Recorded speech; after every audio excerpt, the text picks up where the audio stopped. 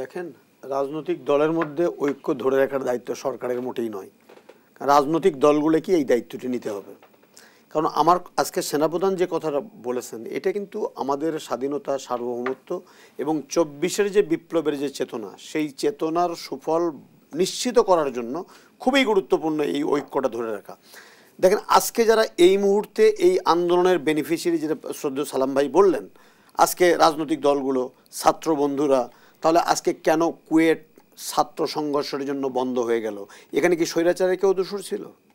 হল বন্ধ করে দেওয়া হলো, ভিসির ঘরে তালা লাগানো হলো, একজন ভাইস চ্যান্সেলরকে মাটিতে ফেলে প্রহার করা হলো, স্বৈরাচারের কেউ কি ছিল? তাহলে এই যে আমাদের অনৈক্যের কারণে আমাদের শিক্ষা প্রতিষ্ঠানকে এখন বন্ধ করতে হচ্ছে, দায় কাকে দেবেন? দায় রাজনীতিবিদরা নেবেন না? দায় ছাত্র সংগঠনরা নেবেন না? নিতে হবে তো, একদম নিতে হবে।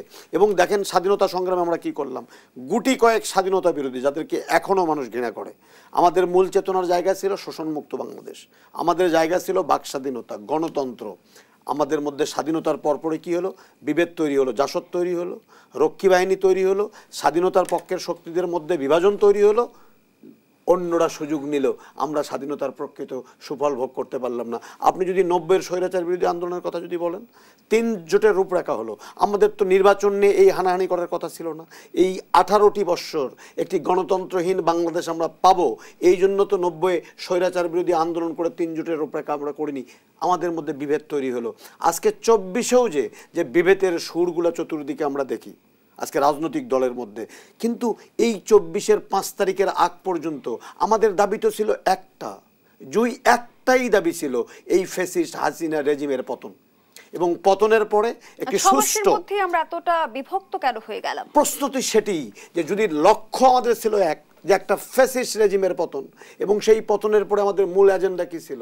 একটি গণতান্ত্রিক প্রক্রিয়ার মধ্য দিয়ে মানুষ যেন তাদের ভোটাধিকার প্রয়োগ করতে পারে, এবং সেই ভোটাধিকার প্রয়োগের মধ্য দিয়ে জনগণ তাদের নেতা নির্বাচন করতে পারে, সরকার গঠন করতে পারে।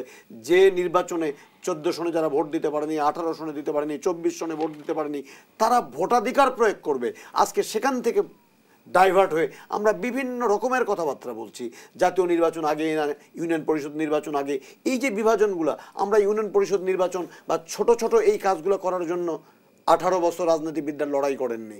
18 বছর আমরা আপনাদের টকশোতে এসে কথা বলিনি, কলম ধরে পত্রিকায় লেখিনি, বরং আমরা চেয়েছিলাম দেশে যেন নতুন করে কোনো ফ্যাসিস্ট তৈরি না হয়।